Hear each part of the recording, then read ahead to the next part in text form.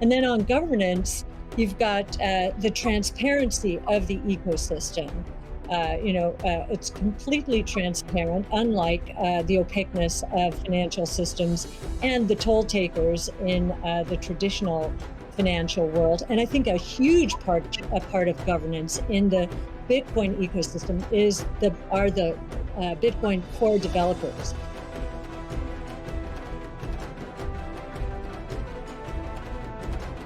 Deflationary environment here in the United States. If that is true, the odds of a hyperinflation in the rest of the world, especially in emerging markets, is also true. But this deflation, and we learned from 0809, there's counterparty risk associated with deflation. And I think Bitcoin would be a hedge against that eventuality as well. So it's a very big idea.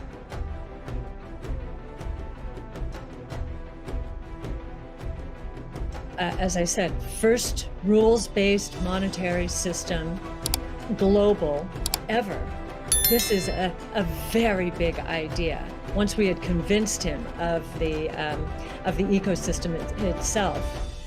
Now, this is the role that it's playing, given that the rule is a quantity rule, that 21 million units, is really a store of value role. So there are three roles of money. Store of value, very important. The means of exchange, so for transactions, and the unit of account. Every good priced in terms of whatever the unit is. So store of value is its primary use right now. The others exist. Unit of account, reserve currency of the crypto asset ecosystem. That's being seeded a little bit towards stable coins right now. But the store of value is a very big role. And means of exchange with apps built on top of the Bitcoin blockchain, we think is going to become more of a reality. Right now, high value transactions take place over Bitcoin, and that is a very useful role. So we look at those, and I remember saying to Art, "How big could this be?" And he said, "Well, how big is the U.S. monetary base?" Well, today it's $8 trillion. $8 trillion. At the time we were talking, it was $4 trillion. So we've gone through another crisis since then. And so this store of value, this idea that purchasing power will go up over time if demand rises relative to supply ultimately fixed at 21 million units. That's a very good thing. Purchasing power going up globally around the world. And this idea that it's a hedge against confiscation of wealth.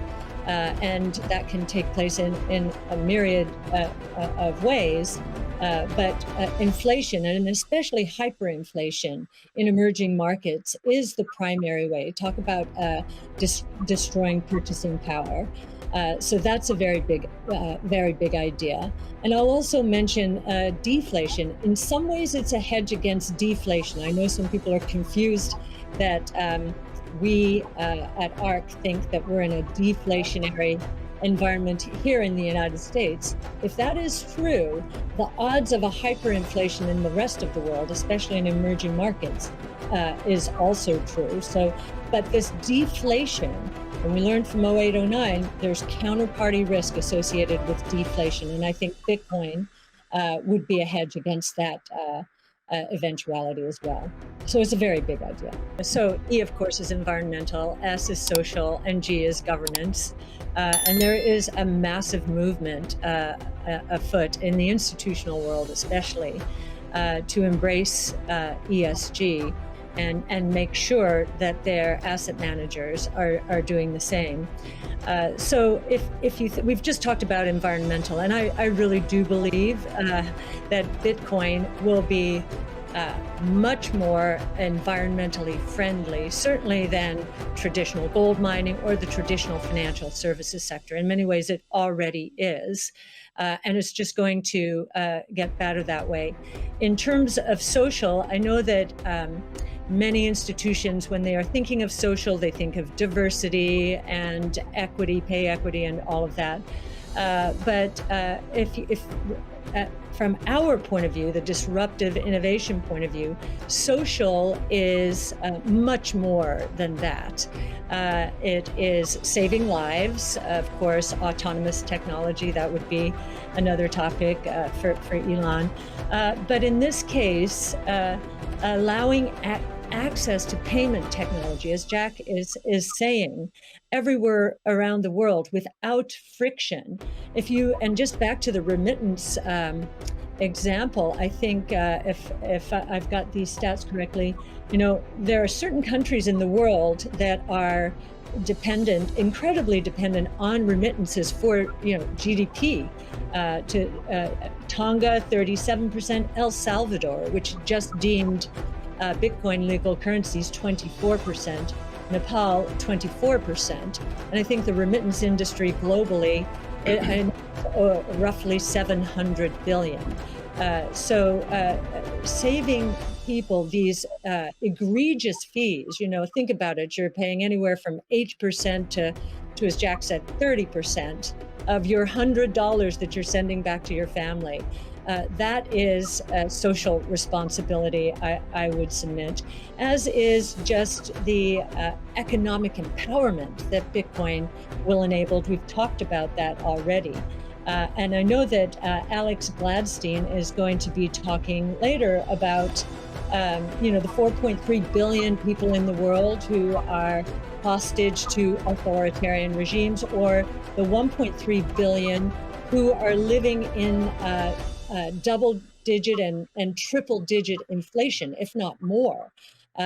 Saving them from the destruction of their purchasing power certainly is a noble social goal. So we expand social to be much more than the traditional ESG community. And then on governance, you've got the transparency of the ecosystem. It's completely transparent, unlike the opaqueness of financial systems and the toll takers in the traditional financial world. And I think a huge part of governance in the Bitcoin ecosystem are the Bitcoin core developers. And we go through soul-searching times like this and scrape the models. And yes, our conviction is as high. The one thing that has changed here, however, is the environmental concerns around Bitcoin in particular have caused people like Elon Musk to pull away and say, whoa, whoa, whoa, whoa, let me make sure I understand this. And we believe that even this is going to change.